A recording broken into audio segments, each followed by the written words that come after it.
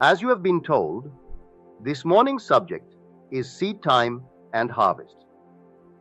Although it bears the same title as my latest book, it is not to be found in that book, for that book is an attempt to interpret some of the more difficult passages of the Bible. I have given you in the 9 chapters a mystical view and also a certain approach how you yourself may approach the interpretation of the Bible. For as you know, it is not a book of history. And so, when I became aware of deeper meanings in the passages than those normally assigned to them, I began to see them or to apprehend them mystically. And so I have given you a mystical interpretation of many of the darker passages.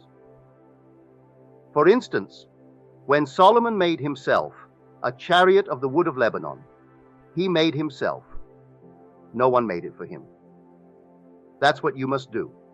That's what I must do. That's what everyone must do. And in that chapter, I showed you the wood is not wood, as you know wood. It means the wood of Lebanon is the incorruptible mind. But you make it for yourself. And we showed you the sides, what they were made of, and what the meanings really are. Then we took that very strange passage, the instruction to the disciples to take off their shoes or provide no shoes when they traveled. And we showed you the word shoe is not just the thing I wear on my foot. It is the symbol of the Spirit of let me do it for you. For the shoe takes up on itself not only the dirt and the muck that would normally fall upon the wearer's foot, but it protects the wearer from any contact with the outer world. And so, anyone who offers to do for us what we should do and could do far better ourselves is offering himself as our shoe. And if I would awaken spiritually, I must do it for myself. I must take my own mind and control it, take my wonderful imagination and actually control it, and set it to noble purposes, and not have some intermediary come between myself and God. For the God of this world is an internal God. He is that inevitable force that expresses in outward facts the latent tendencies of the soul.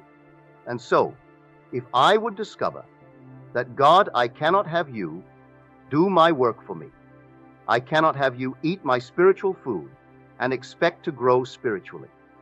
So that is really the attempt of the 9 chapters in the book Seed Time and Harvest. But this morning's subject, I want to approach it differently. This statement is taken from the book of Genesis, the 8th chapter of Genesis. It is a promise made to man that while the earth remaineth, seed time and harvest, hot and cold, summer and winter, day and night shall not cease. We are told that man was placed in a garden. The garden was completed. Every tree was bearing fruit. Everything in the world was finished. And he was placed in the garden to dress it and to keep it. He doesn't plant it. He doesn't do a thing but dress it and keep it. He is not called upon to make trees or to grow new trees. Everything is finished. As we are told in John, I have sent you to reap that, whereon you bestowed no labor, for creation is finished.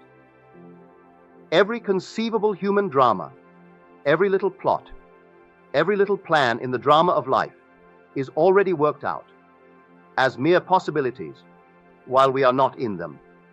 But they are overpoweringly real when we are in them.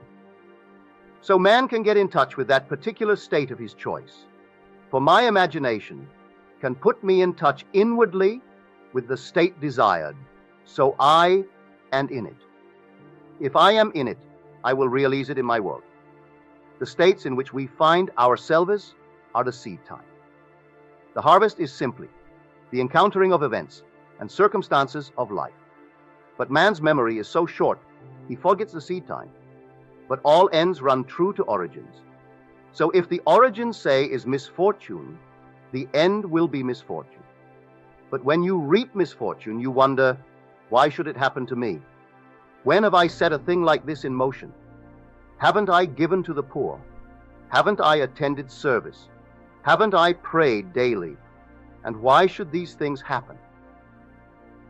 But you see, my God never forgets, because he always gives the end in harmony with the origin. And you and I are selectors. We don't make. We are not creators. Creation is finished. The whole vast world of creation, as told us in Ecclesiastes, I am the beginning and the end. There is nothing to come that has not been and is. So look upon creation as finished, and you and I are only selectors of that which is. By selectors I mean that you and I have the privilege, we may not exercise it, but it is our privilege to select that aspect of reality to which we will respond, and in responding to it, we bring it into existence for ourselves. Not knowing that we are so privileged, we simply go through the world reflecting the circumstances of life, not realizing we have the power to create or to outpicture the circumstance of life. So now let us now analyze what I personally mean by seed time. If everything is finished and completed, then why the promise there shall be seed time and harvest as long as the earth remains? Now, seed time, to those who are here this morning, as we should really know, we are not taking it literally. Our seed time is that moment in time when you and I react to anything in this world. It may be to an object, it may be to an individual, it may be to a bit of news that we have overheard. But the moment of reaction, that emotional response, is our attitude. Our attitudes are the seed times of life. And although we may not remember the seed time or the moment of response, nature never forgets. And when it suddenly appears in our world, that suddenness is only the emergence of a hidden continuity. It was continuous from the moment of reaction until it appeared in the world. Its appearance in the world is harvest.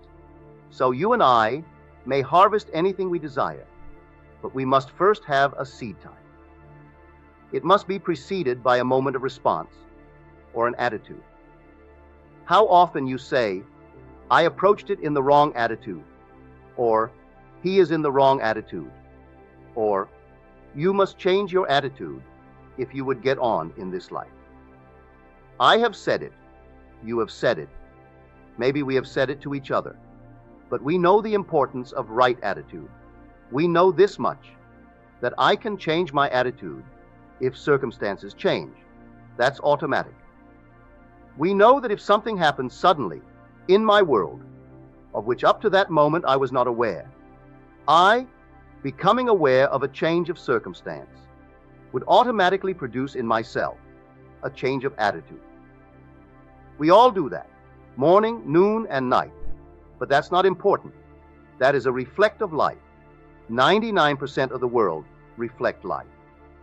Now, can I consciously, can I voluntarily, can I deliberately produce in myself a change of attitude, one of my own discretion, one that I myself single out, and not one that is determined by or in any way is dependent on a stimulus of a change in the object itself?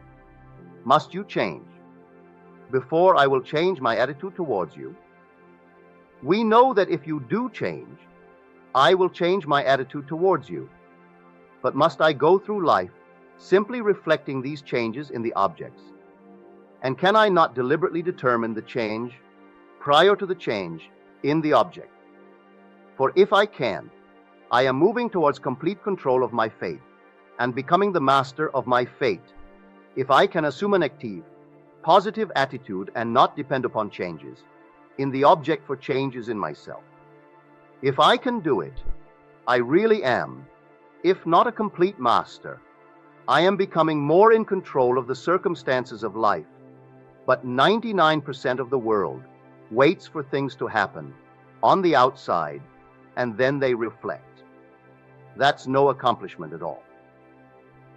If we would awaken and become real selectors of the beauty of this garden that God gave us, so that we can single out that particular aspect to which we will respond, then we will do it by deliberately changing our attitude towards life itself. There is a little fable given us to show us how it is done. If you will study the fable carefully, you will see the importance of imagination. The fable is the fable of the fox and the grapes. You all know it. When he failed to obtain the grapes, then he persuaded himself that the grapes were sour, and by imagining the grapes to be sour, he evoked in himself a change of attitude. He no longer felt about the grapes as he formerly felt. Now that's a little fable on a negative tone or a tragic tone. You and I take the same story, but now we put it on a positive tone. We contemplate our ambitious dream, our noble concept of life. It may seem we haven't the talents to realize it. Instead of saying what the fox did, that the thing is beyond us, and therefore it is sour anyway, we can take the same technique and wonder what it would be like had we realized it. What would the feeling be like were we, and we name it? If I can contemplate what the feeling would be like were I the man that I want to be, were you the person that you want to be, and rejoice in that state as though it were true, I am producing in myself that emotional response necessary for seed time. I may not see an immediate harvest. Maybe the thing that I am now giving expression to in the form of seed time is an oak. It is not a little mushroom that would grow overnight. Maybe my dream would take a little longer interval of time between the actual planting and the reaping. But if I know that all these things are consistent, see yonder fields. The sesamum was sesamum, the corn was corn, the silence and the darkness knew. So is a man's fate born. So, if that moment of response is the actual planting of the seed, and if it was corn, it must be corn when it appears in harvest time, then I can select the nature of the things I want to encounter in my world. I can take not just Neville as a man. I can take the request first of my circle, my intimate circle, as a family man. My wife's desires for her child, for her husband, for herself, the child's desire for itself, and move beyond my little circle as a family man into the circle of friendships, move beyond that into my acquaintances, move beyond that into total strangers, impersonal states. But if I know the law holds good, no matter when I operate it, if I do it unconsciously or consciously, you get results regardless, and the results are in harmony with the planting, with the actual seed team. Now what is now our seed team today? There are maybe 2,000 odd here. We have 2,000 odd different requests, multiplied by a large number because we have requests for others. But you can take today, as you sit here, and you can actually contemplate what it would be like. Suppose it were true. Suppose I could turn now to a friend and rejoice with him because of his good fortune, and actually carry on a mental conversation with him from the premise that he or she has already realized the dream. Now, as I do it in my imagination, I am setting up within myself a certain change attitude in regard to that individual. I am producing within myself a certain positive, deliberate, emotional response. And that very moment that I do it is seed time. I will encounter that individual tomorrow, or next week, or next month, and he will bear witness of that thing I plant now. He may be totally unaware that I planted it in this garden. I am not seeking his praise. I am not seeking credit. I am seeking results. If I see the man become the embodiment of the success I know that he desires, and I desire for him, That's praise enough, that's payment enough. What more payment would anyone desire other than the results? For everything is a gift.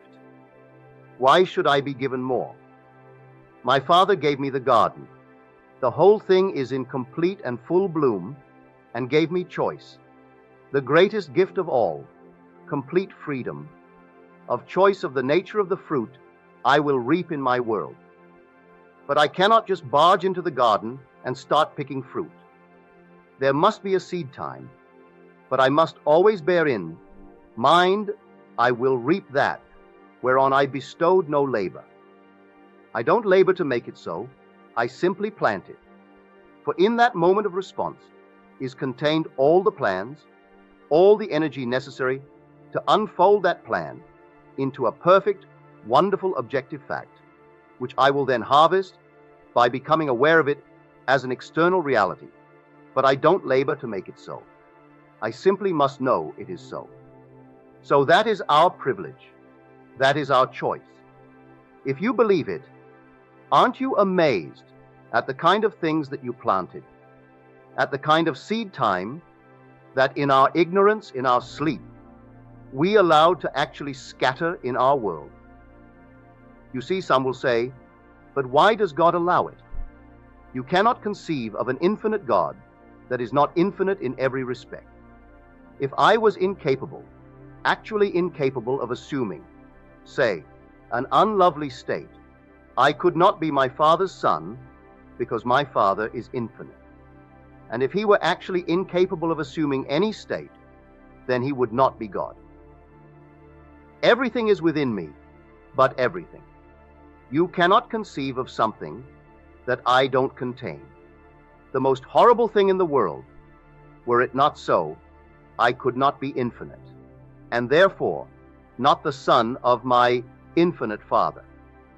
So God is infinite and gave us everything, but he gave us freedom of choice that we may become selective, discriminative, and bring out everything that is beautiful out of that garden. If I took the piano, the 88 notes of the piano, if I could extract from that piano keyboard every discord, I would not have a piano keyboard. If I could strike a discord, and because it frightens me or it disturbs me, the thing grates upon my nerves, if I could now extract the notes that produce the discord, and then keep on extracting the notes that produce the discord, I would remove the 88 notes. There would be no notes left on, which I could play tomorrow's harmony. But let me leave the notes and learn the art of playing the piano, so I can from the same 88 notes bring out all the harmonies of the world. The same thing is true of man.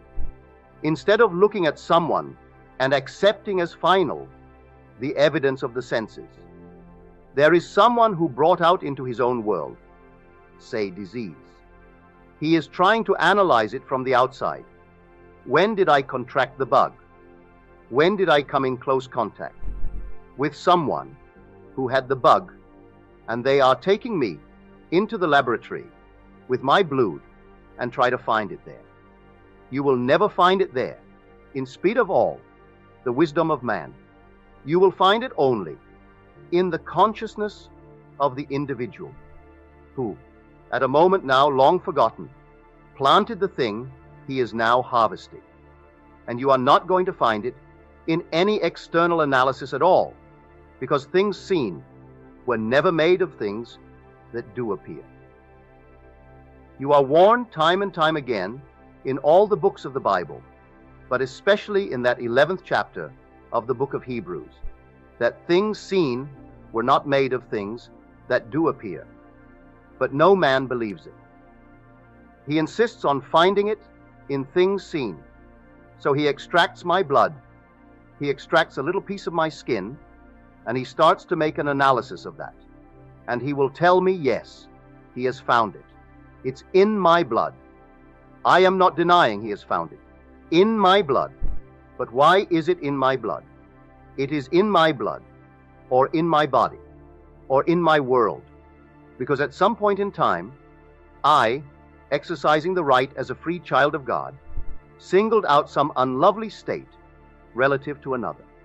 It need not be to myself, it could be to another, wherein I rejoiced in the hurt of another, where my emotional response to the news I heard was good. So I set it in motion, but when it happened in my world, I did not think it was so good, but it was my harvest. And all these things are the harvest of things you and I have planted. For all things run true to form. Don't be surprised at the suddenness in our world. Someone is ill. It is only sudden because we have forgotten. And man's memory is very, very short. You know that lovely little poem of George Meredith, "Forgetful is green earth. The gods alone remember everlastingly. They strike remorselessly and ever like for like. By their great memories the gods are known." If man could only remember these moments of seed time, he would never be surprised when the harvest appears in his world. But because he has no memory as to that moment in time when he dropped that seed, which is simply his emotional response to something he contemplated, something he overheard, something he observed, at that moment, the thing was done. He didn't have to labor to bring it to harvest. He simply encountered it as something already full grown. So he reaps now that on which he bestowed no labor, outside of choice. He selected it by his attitude, by his reaction. Now, am I responsible for others in my world? I certainly am. When I take my little mind, my little imagination, and think because it's mine, my Father gave it to me, that I can simply misuse it. It isn't going to hurt another. I tell you, you do have to use more control, for the simple reason I am rooted in you, and you are rooted in everyone, and all of us are rooted in God. There is no separate individual detached being in my Father's kingdom. We are one. I am completely responsible for the use or misuse of my imagination. Do you recall seeing on TV a dramatized version of the sinking of the Titanic? Do you recall it? Have you read the book, A Night to Remember? Well, the book itself is by Walter Lord. But 14 years before the actual harvest, or that frightful event of the sinking of the Titanic, a man in England wrote a book. He conceived this fabulous Atlantic liner, and there he built her, just like the Titanic, only the Titanic was not built for 14 years. But he, in his imagination, conceived the liner of 800 feet. She was triple screw. She carried 3,000 passengers. She carried few lifeboats because she was unsinkable. She could make 24 knots, and then one night he filled her to the brim with rich and complacent people. And on a cold winter night, he sunk her on an iceberg in the Atlantic. 14 years later, the White Star Line builds a ship. She is 800 feet. She is a triple screw. She can make 24 knots. She can carry 3,000 passengers. She has not enough lifeboats for passengers, but she too is labeled unsinkable. She is filled to capacity with the rich, if not complacent, but the rich, because her passenger list was worth in that day. When the dollar was 100 cents, $250 million was the worth of the passenger list. Today, it would be $1 billion. All the wealth of Europe and the wealth of this country was sailing on that maiden voyage out of Southampton. 5 nights at sea in this wonderful, glorious ship, and she went down on a cold April night on an iceberg. Now that man wrote a book, either to get something off his chest, because he disliked the rich and the complacent, or he thought it might sell, or he thought this is the means of bringing him $1 as a writer. But whatever was the motive behind his book, which, by the way, he called futility, to show the utter futility of accumulated wealth. But the identical ship was built 14 years later, and carried the same kind of a passenger list, and went down in the same manner as the fictional ship. Is there any fiction? There is no fiction. Tomorrow's world is today's fiction. Today's world was yesteryear's fiction, the dreams of men of yesteryear. Wouldn't it be wonderful if I could talk with someone across space and just use a wire, and I couldn't see that one? It would be a mile away, beyond the range of my voice. Then maybe 5 miles, and maybe 1,000 miles. Fantastic dreams. Then they came true. When they came true, suppose I could do it without the means of a wire. And it came true. Suppose now I could do it not just in an audio sense, but in a video sense. Suppose I could be seen. And that came true. But when they were conceived, they were all fictional, all unreal. There is nothing unreal because God is infinite and God has finished creation. You cannot conceive of something that your Father has not only done and conceived of it, it is worked out in detail, in all its ramifications. You and I are only becoming aware of increasing portions of that which already is. We are not making a thing. We are discovering God's wonderful world. But now in this church, at least here it should be done. For this is a church of the mind. This is science of mind, where there is a science to planting, and you do it in a certain scientific manner.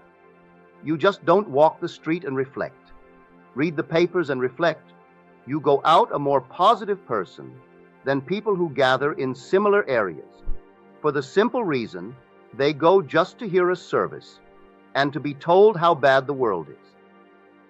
You're not coming here to be told how bad the world is, for if you believe it is bad, there is something you must do about it, because you have planted the world. You have your seed time. So here people gather to be told how to operate this wonderful gift that the Father gave them. There is this wonderful mind and imagination. So you are told to go out and be choosy in your selection. Single out that aspect of reality to which you want to respond. Success, health, dignity, nobility, something wonderful that you contribute to the good of the world. As you walk by, you are contributing to society. You contribute to the community in which you live, not necessarily by giving dollars, but you contribute by your wonderful seed time. If, in your community, you see the need of maybe a church, you see the need of some wonderful school, you don't wait until people get together.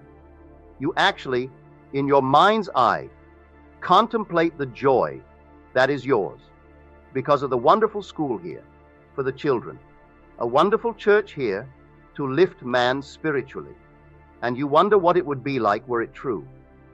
You feel the thrill of witnessing it within. That is seed time.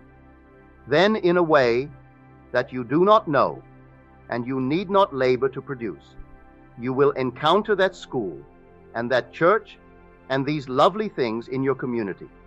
So, you plant the seed and let others who think that they are bringing it into being, let them think so.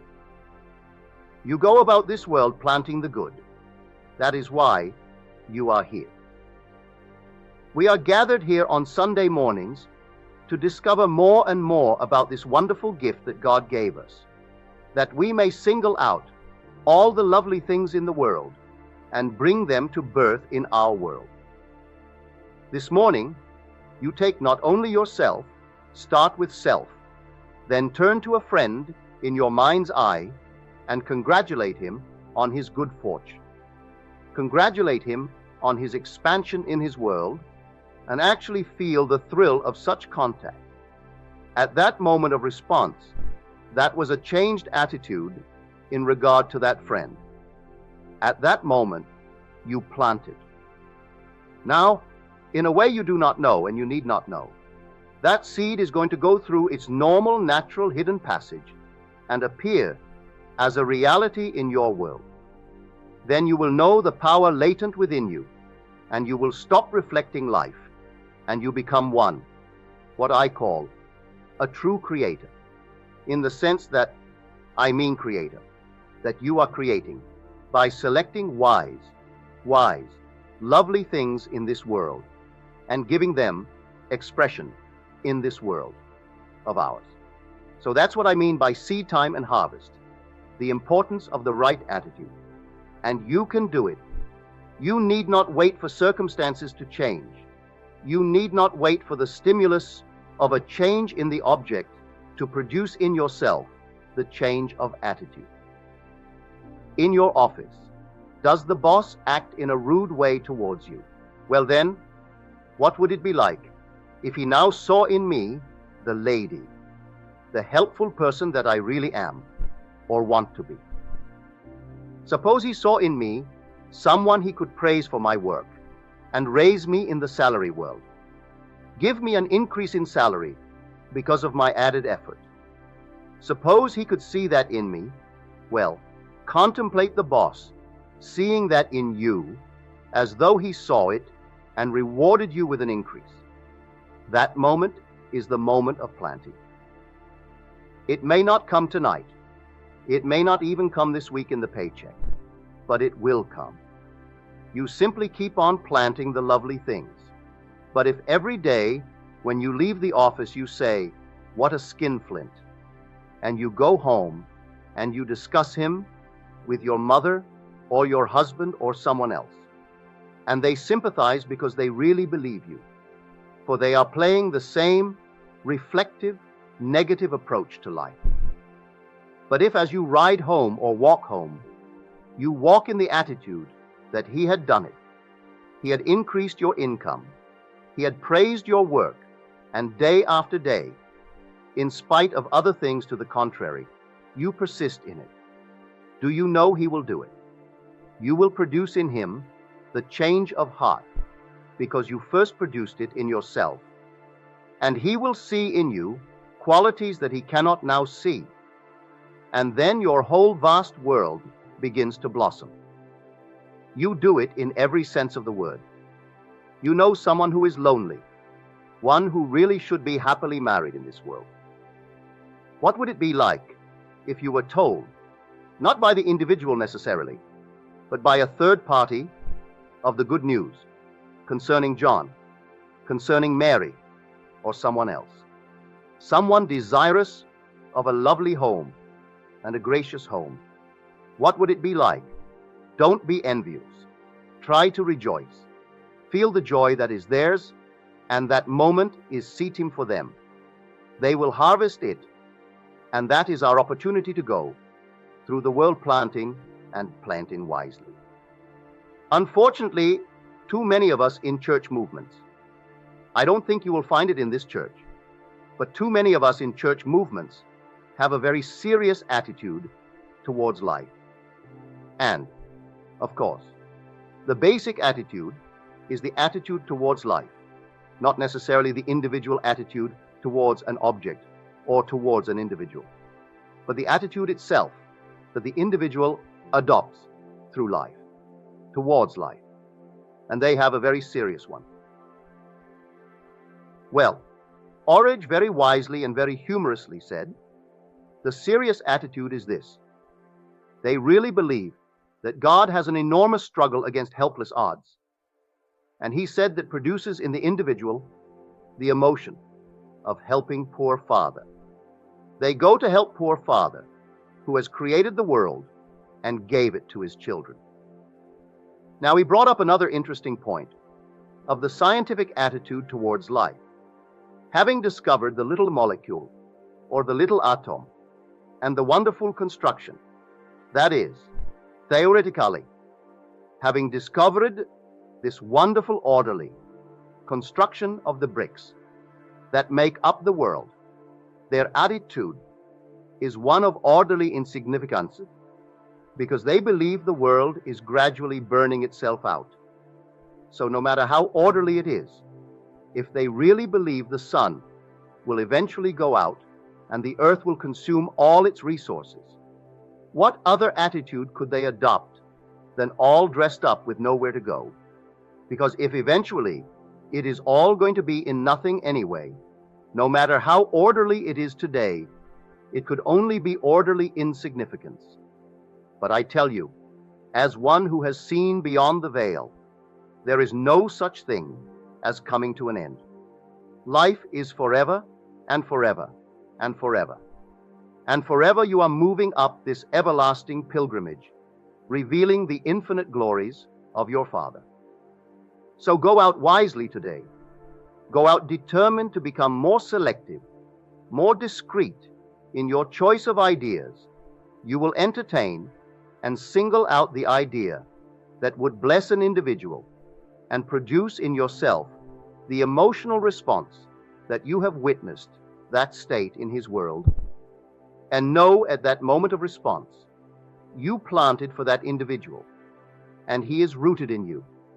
There is no such thing as he will not be found in your world, for he is rooted in you. Everyone is rooted in you. Therefore, you will not lose them. It is planted relative to that being, and that being is going to harvest it. And you will know the harvest when it appears in his world. You simply plant and let the harvest take care of itself. Now my time is up. The implanted word. We are told to receive with meekness the implanted word, which is able to save your soul. James 1:21. Now we can take this on many levels. We can take it on this level, or a psychological level, or the ultimate, the spiritual level. And we'll take it on all tonight. We read in the story, in the beginning was the Word, and the Word was with God, and the Word was God. John 1:1. Now this word logos, which we translate as word, is translated in many ways in Scripture. It's called the message. It's called the child. It's called the thing. Oh, there are so many words. Called the promise. So they're the same word logos. And the child that is to be born of you shall be called holy, the Son of God. Luke 1:35. Well, that word child is logos, the same word that we translate in the beginning. In the beginning was the Word, and the Word was with God, and the Word was God.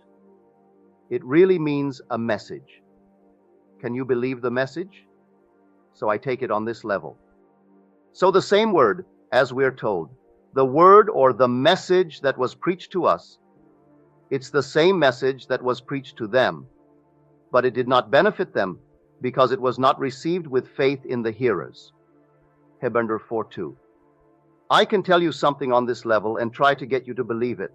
Well, if you don't believe it, it's not going to prove itself at all. Not in performance, if you don't believe it. So you can take this from level to level to level. The most fantastic story in the world is told man to transform man from a living soul into a life-giving being where he creates, where he actually is something with life in himself. He's not being moved, an animated form. I can take a form and animate it and do anything with it. But if I can take that same form and get over to it, a response where it accepts from me an idea, and I can plant in it as I would a tree.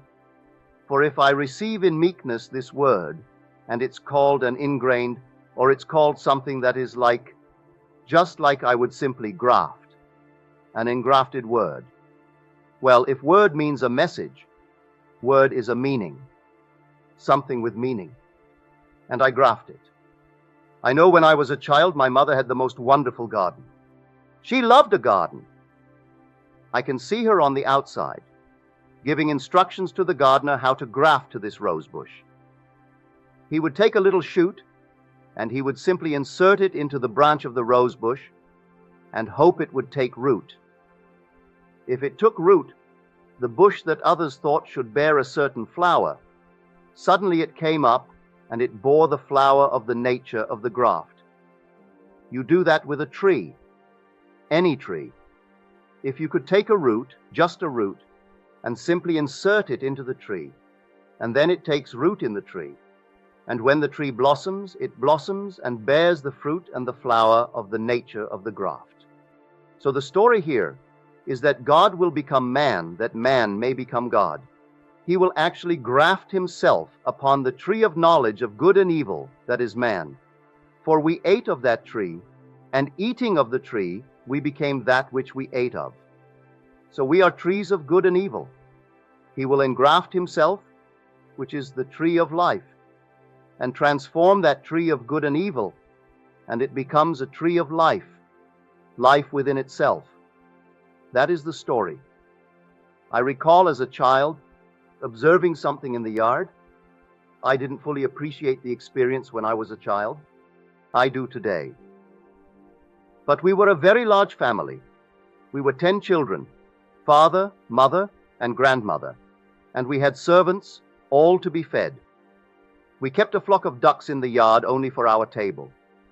Mother would say to one of the boys, there were 9 of us, and she would say, take a couple of ducks and put them away, meaning that you put them from the flock, and while they were away for, say, 10 to 12, 10 days to 2 weeks, you gave them all the food that they could take of corn, and, well, say, sour milk or pollard.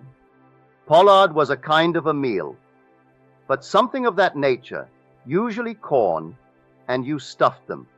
You kept it filled, and for 10 days to 2 weeks they ate only corn. Prior to that, because fish was cheap and plentiful, we fed them on fish. And so it was a cheap way to keep the birds alive, and they loved it, and they fattened on it. So we would take the birds away, those we wanted for table, and feed them on corn.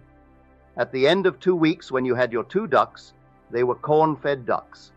Well, if perchance she said to me, which she did occasionally, and I'm busy playing cricket or soccer or some other game, and I didn't respond to Mother's suggestion, I didn't act upon it right away, so I forgot. Then I remembered 4 or 5 days before dinner what Mother said to me, so I'd take 2 ducks and put them away. Well, when that oven struck the birds on Sunday, it was always for Sunday. Everyone in the neighborhood knew that we weren't going to have any ducks for dinner because you could only smell fish. It was all fish, the whole thing was fish. But if you put them away as she told us to, and fed them consistently, and all that they could take for 2 weeks, they were as though they were raised from the egg on corn. So this is life. So you tell the story of God becoming man. To what extent will man receive it? Will he believe it? Will he actually believe that that is true, and dwell upon it, and feast upon it, and only upon it, so it grows within him? And the little shoot has told us in the 11th chapter of Isaiah, and so there shall come out a little shoot from Jesse, the stump of Jesse, verse 1. Well, who is Jesse? Jesse means I am. The word Jesse means I am. And a little shoot shall come out from Jesse. Out of that which comes out will not judge according to his eyes, and he will not judge according to his ears. No matter what he sees or what he hears, he doesn't judge that way. Something different comes out of man, and he sees entirely differently. And he judges according to what he wants to see and what he wants to hear, and not according to what the senses dictate that he should see and he should hear. So here is this story concerning the implanted word.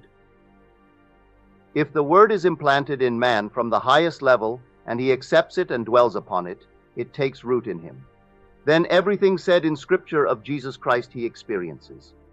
Now let us go back to a lower level and then come forward to this story. 5 years ago, a friend of mine owed me some money. But he was a friend, a dear friend. He had nothing, but absolutely nothing. His world of Caesar collapsed upon him. Not once in 5 years have I ever brought up the subject that he owed me 1 penny. But in that interval, I imagined that he was able to pay me. I brought him into my mind's eye and saw him clearly in my mind's eye as able to pay me. I did it, not often, at intervals. I would call him maybe 3 times a year. If I traveled, I would send him a card and just express a deep affection for both of them, because both are my friends, the man and his wife. A couple of months ago, I learned through a friend, who I now see in the audience tonight, that good fortune has smiled upon him, and that others to whom he owed money, he paid everything. I was the one person that he had not paid. So last week I said to myself, now I know that my prayer has been answered. So I will now bring up a little scene and imagine the phone is ringing, and he wants to see me. And he's here in my living room. And here the two of them are seated. And he has paid me what he owes me. I did this on Wednesday. On Friday, about 5:30, he asked me if I was busy. I said, I'm giving a lecture tonight. He said, well, we want to come. So he came over to the lecture, we drove home together, had a perfectly nice, quiet evening at home. And 5 minutes before he left, his wife opened her purse and took from her purse a check for $200 and gave it to me. I say this law cannot fail. Not once did I ask him for a penny. A friend is a friend. And so he owes you money, and you've heard that he doesn't have it. Well, if he doesn't have it, he can't pay it. What you have to do first, if you know this law, is to give him the ability to pay it. And after you give him the ability to pay it, give him the willingness to pay it. Many a person has the ability to pay it but won't pay it. I know in New York City we had a small grocer, and some very, very wealthy multimillionaires dealt with him. He said to me, do you know they pay me once a year? I have to carry them for a whole year. And so I take it out of you who pay me every time you buy what you buy. You must pay for their unwillingness to pay me save once a year. They come in and they shop as you never shop, even question my price. They will come in here and question every price and tell their butlers. They have a full complement of servants. They have chefs and secondary chefs and all kinds of things. But they will go over that entire list but not pay it for one solid year. So I'm carrying that for them. At the end of a year, they pay me. They've always paid because they're multimillionaires. So the little person in my shop must pay higher to carry such creatures in my world. But they couldn't argue with him. That's how they live. Many of them die prior to paying up the bill. They were able but unwilling to pay. I could multiply that story of unwillingness 100 times over from fabulously wealthy people in this world that I have been told the stories of these people. So when I brought him to the state where he was able to pay, I had to go beyond it and assume that he was willing to pay, and then go beyond it. He had paid. So I heard the telephone ring. I heard him ask to come over. He came over, and the only difference is he sat in the chair where I sat him. My wife sat where she sat, and his wife sat where I didn't put her. But the reason why, a friend of mine who drove me home on Friday sat in that place. But after he left, she did take that place. That's how perfect the law works if one really believes it. And at the end of the evening, I didn't breathe one word. Not a word was mentioned while he was home, and had he not given it to me, not a word would have been mentioned. At least I got the response of the telephone call, and I got the personal visit, and not one word was mentioned. 5 minutes before they left, she gave me a check for $200. So I say it cannot fail if you really believe it. How can someone pay you what he doesn't have? So instead of holding him in that limitation, just lift him out in your mind's eye. I tell you, imagining creates reality. It completely creates reality, what I imagine. If I don't imagine it, well then, he can't give it to me. If I say I knew he wouldn't pay me anyway, all right, he'll never pay me. But if I love him, really love him, and would want him to be successful, well then, let me make him successful. If he is successful, then at least I put him into the state where he is able to, and then take him beyond his ability to pay me and give him the eagerness and the willingness to pay me. Then go beyond it and accept it. Then he gave it to me. So I tell you, this never fails. Now, we go back now to the higher level. Receive with meekness the implanted word. What is the word? The word is the gospel, the story of Jesus Christ. We are told he is called by the name the Word of God, Revelation 19:13. So read all about him, or listen to one who knows the story and respond. I hope you'll respond by accepting the story. If you accept the story, bear in mind your acceptance of the story is the engraftment of that story. It's the implanting of that story. That idea gets across the barrier and now will take root in this tree. Man is a tree. I tell you from my own vision, he is the tree.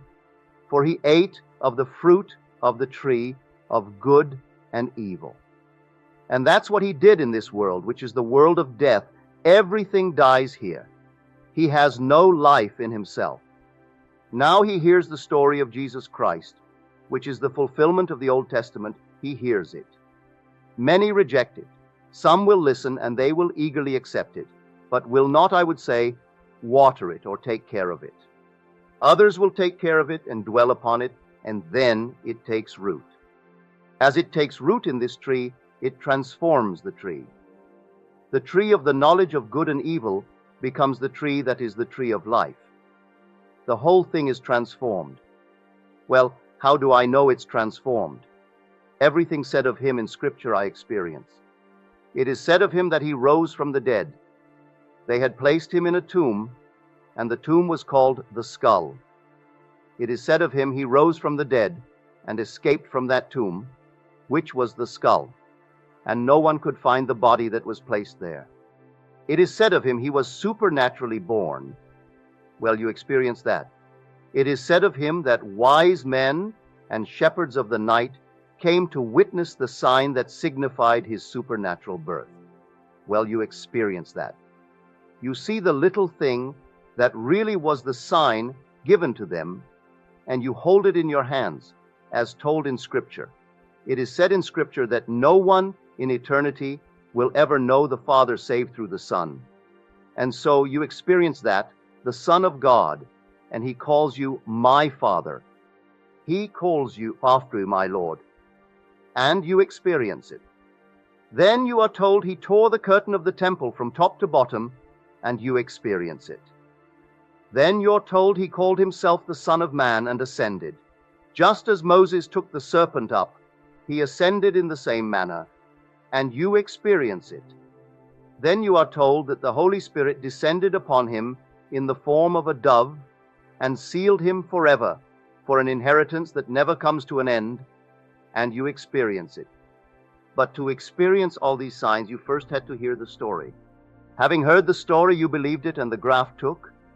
I can see my mother now in the garden. Some didn't take. She inserted, or had the gardener insert, the root that she wanted to grow upon the branch of the stem that was there. She had it inserted and properly wrapped, and properly sealed in the hope it would take. But it fell upon, evidently, upon barren ground, not a branch that was properly prepared. As we are told, the sower went forth to sow, and some fell on the highways, and some fell among rocks, and some fell among thorns and thistles, and some fell on well-prepared ground. That which fell upon well-prepared ground brought forth 100-fold, 60-fold, and 30-fold. Mark 4:20. So many a branch that mother planted, this little root didn't grow. Others grew, and when the thing bloomed, these beautiful blooms then came from the little shoot that she had planted. So we are the trees. One night in vision, I found myself in this fabulous world, and I was talking with Heine, the great German poet and mystic. And then something happened, and he said to me, as I referred to the place where I came from, I referred to this as Earth, and all these people around me, and he said, you know, they don't call it Earth here, they call it woodland, because they do not believe. No one here believes that anyone ever returns from woodland. To them, woodland is the place of death, eternal death. And you tell them, as I know you're true, because I came from woodland. But they tell everyone that no one could ever go to woodland and return. It is death. I never heard the word before, but Scripture speaks of man as a walking tree, the 8th chapter of the book of Mark. When the eye was opened, he was asked, what do you see? And he answered, I see men like trees walking. Here are animated trees, the tree of knowledge of good and evil. We seem to get wiser and wiser, and more evil, and some get better and better. But no matter how good he is in this world, or how evil he is in this world, he is still in the world of death. He has to be grafted. Now listen to the words. In the beginning was the Word, and the Word was with God, and the Word was God. Well, if that is grafted onto me, who is grafted but God? The Word was God, so the message is himself. So God became me. Because why? I believed what I heard. I believed it, that's all. All I had to do was to believe it, to hear the story and respond to it, in the hope that everyone who hears it will respond in some affirmative manner. Yes, I believe it. Having believed it, it took root, and then it grew. And the signs of its growth appear in what Paul speaks of as the marks of Jesus in my body. Let no one trouble me, because I bear in my body the marks of Jesus. Galatians 6:17. So all these things appear in the man who accepts the story. So everyone who hears it and accepts it has been grafted. The whole vast world, they wonder, when is it going to happen? Have you heard the story? No. Well then, you haven't been grafted. Did you hear it and reject it? That stupid story, yes. Well then, you haven't been grafted. Would you like it to be true? Oh yes, but I don't believe it. Not really. I would like it to be true. It fell upon barren ground. So, a sower goes forth to sow. As he sows, it falls on different kinds of ground. When it falls upon a ground where it really accepts it and believes it, maybe it was so limited in the life that it lived that anything is better than the life of death. And so at that moment, it hungered for something that was different, and it thirsted for it. And so the graft took. It is called the ingrained, the implanted word. It has to be instilled, inserted into the tree. Well, I am the tree. I saw it so clearly this night.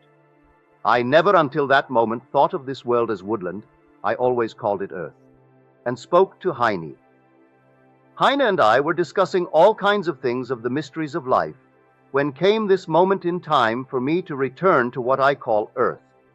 And he reminded me, "No, it is woodland," said he to me. So down I came, and I descended back into what I call earth. But he told me, from that sphere, they speak of it as woodland. Trees that are dead, they're animated trees. Men like trees walking. But they have no life in themselves. Then God, in his infinite mercy, tells the story of salvation in hope that everyone will accept the story. And accepting it then, God becomes man. He is implanted in man. Implanted in man, it takes root and it grows. And the signs of its unfoldment in man are recorded in Scripture as the supernatural birth, the resurrection, and all of these things concerning Jesus Christ. So we can come down to this level and test it first, just as I did with my friend. Tonight, not one harsh word was passed between us. He was never asked for it, it was never discussed. And in the world of Caesar, even if you have a fortune, there are moments in your life where you can always use $1, may I tell you? Is there anyone here who is so completely cushioned that they didn't have a moment in life when they could use another, when taxes are due, and this is due, and the other is due, and suddenly it all confronts you? You know that you have money, actual money that is due you, and you do not ask for it. You just don't ask for it because it's a friend, and you were told that he didn't have it, so why done a friend? Then you apply the law, and you assume that he has it in abundance. Then a friend tells you he's paid so-and-so, he's paid so-and-so, he's paid so-and-so, and you realize you're the only one who hasn't been paid. But at least he has it. You don't regret that he paid the others, you're very happy. But now you say, now let him be willing to pay me. And then go beyond the willingness and accept it, that a lady pulls out of her purse a check and gives it to you. So I tell you it cannot fail. It doesn't fail if you really believe in the reality of your imaginal acts. I tell you that God is your own wonderful human imagination, and God creates. As you're told, He did all things. Listen to the words. After you read the first verse of the first chapter of John, the second verse takes the word word and personifies it. He was in the beginning with God. Here you are told, in the beginning was the Word, and the Word was with God, and the Word was God. The second verse, He was in the beginning with God. So suddenly the word which means meaning is personified, and God's meaning becomes a man. He was in the beginning with God. The third verse, all things were made through Him, and without Him was not anything made that was made. The word things is word.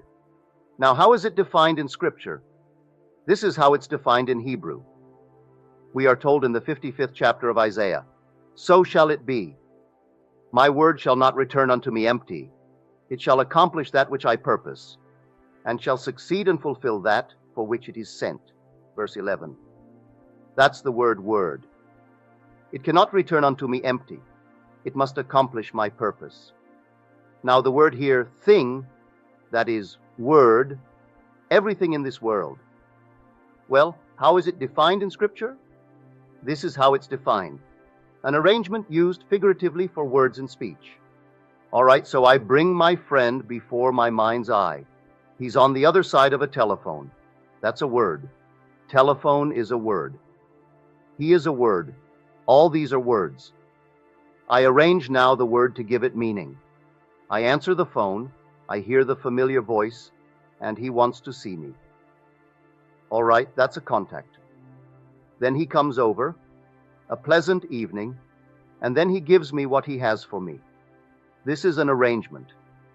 As you're told the word, it's dabar in Hebrew. And this is the word by which the whole vast world is created. How do I create? I create by bringing you or someone else into my mind's eye, and so arrange you. I can take the letters G-O-D, and I can turn it backwards and spell dog. Same letters, so I can arrange them. How do I arrange them?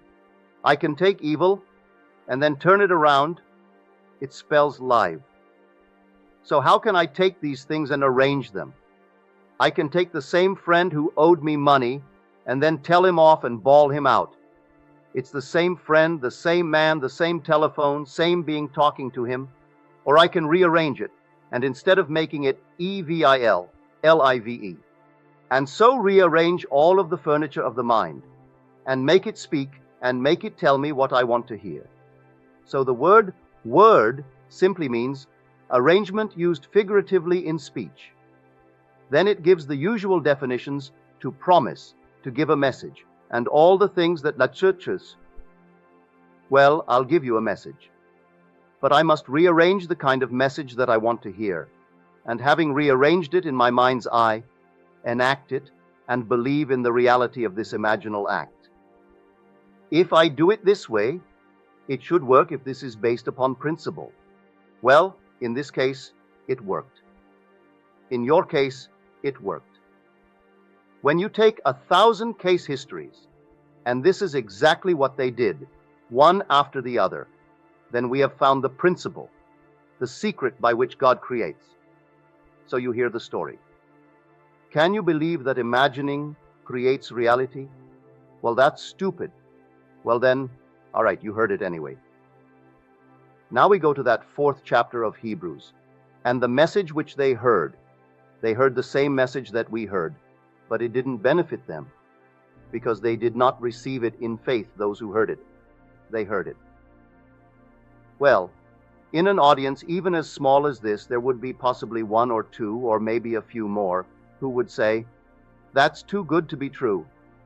You mean I, untrained as I am, unknown as I am, all I need do to spell out something to make it come to pass in this world is to rearrange the structure of my mind and to believe in the reality of this arrangement, and so believe it that it will come to pass." Well, I don't believe that. Well then, it didn't take effect. It didn't take root. And so you won't even try it. If you try it and you try it not believing, it will work anyway. But if you try it on this level and it proves itself, then you prepare yourself to believe the most incredible story in the world, that God and God Himself became you. He is the Word. He actually becomes you if you believe it. Well, how will I know He became me? Well, this is the story. When He becomes you and He takes root in you, He will grow. And the flowering and the fruit of that growth is the story of Jesus Christ. You go back and see exactly how He appeared in the world. He was supernaturally born. He rose from the dead, and no one could find the body that was entombed. The tomb that contained Him was nothing more than the skull. That's where God, you heard it there, didn't you? Do you hear it in your foot when I talk to you? When I talk to you, where do you hear it? And if you believe it, where do you really feel a center when you believe it? You don't think of your foot or your chest or your hand or your stomach, you hear it here. And I arrive at what I want to hear all through that which comes through that skull, which is the sepulcher. If you hear it believing, my hope after that is that it will take. For the root that is inserted into the tree must take root. It's a little shoot, and you're told, and there shall come out of Jesse a shoot. Isaiah 11:1. It comes from the stump of Jesse. Well then, you hear it. Who's hearing it? He said, I am hearing it. Well, that's Jesse. Well, how can it really be so planted in Jesse that it comes up? So if it is planted in Jesse to the point where Jesse can actually accept it, well then if that shoot, which is the message, the word, and he plants the word, now if the word can take root, all of a sudden it begins to grow. And when you least expect it, suddenly these little blossoms break forth. And they break forth in the form of resurrection, of a supernatural birth, of a discovery of David, and the whole fabulous world that is the new world breaks forth in you. And there you are, one related to an entirely different world. So while you are still in the world of Caesar, and you have to be cushioned against the blows of Caesar, you need the law and how to operate it on this level. It's the same thing. To operate the law, you must first believe it. To believe the story of the promise, you must believe it. So on this level, you can prove it. Take some wonderful idea that you want to accomplish in this world, enact a scene which implies the fulfillment of that dream, persuade yourself by the enactment that this is real, and then let it happen. When it happens, you should be encouraged to believe the greater story, that God that they're looking for in space, in this morning's paper, they found some outer planetary spot, some 10,000 billion light years away, so they claim. They may modify it next year to 9,000, knowing in their hearts that you and I cannot quite discriminate between 9 and 10,000 billion light years. They'll tell you what a light year is, and that in itself is fantastic. Then they'll multiply it to 10,000 billion, and of course you stop thinking. Then they modify it 1,000 billion light years because they've made corrections. And then they go on and on. But they confessed in this morning's paper that I read, or today's Time magazine, that they don't quite understand it themselves. But they give all these figures out, all fantastic figures. I tell you, let the tree of life grow within you, and you will discover that nothing is outside of you, this fantastic so-called thousands of billions of light years away. Only the imagination of man is vast enough to contain the immensity of space, and that is God. He became you. In becoming you, when He grows in you, you contain the whole vast world. There's nothing but God if He grows in you. But He has to first plant Himself upon the tree of knowledge and transform it from the tree of knowledge of good and evil to the tree of life, which is life within itself, where the whole vast world is simply you, and you animate it and stop it at will. So take the story as told this night. Realize that you don't have to hurt anyone in this world. You don't have to really raise a finger to make anything so. You do it all in your imagination. And then let the tree grow automatically. I tell you the story of Jesus Christ is true. I am not theorizing. When I read in the story, like today's Time magazine, all these Jesuits are meeting in Rome today, all theorizing, speculating, should they do this, should they do that, and all theorizing. If only one of them could get up and say, I know this story is true. Let us stop trying to do anything but tell the story, the eternal story, that it's true, to the point where we can convince someone to let it sink in to the point of taking root. Because until it actually is inserted into the tree of the knowledge of good and evil, the tree of knowledge of good and evil cannot be transformed into the tree of life. Now, that is my story tonight. Now, let us go into the silence.